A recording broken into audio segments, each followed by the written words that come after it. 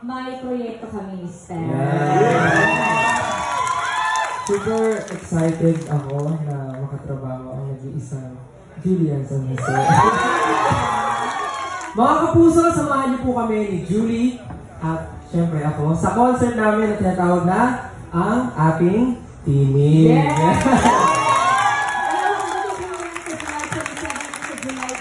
Sa New Frontier Theater. At syempre, hindi na kami ni Julie ang makakasama nyo. Dahil meron kami makakasama sa concert namin.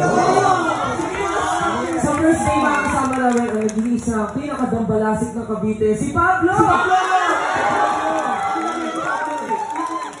Hindi pa lang ni Pablo yun. Bakit bahay mo? Dahil naliligo ko sa ilog eh.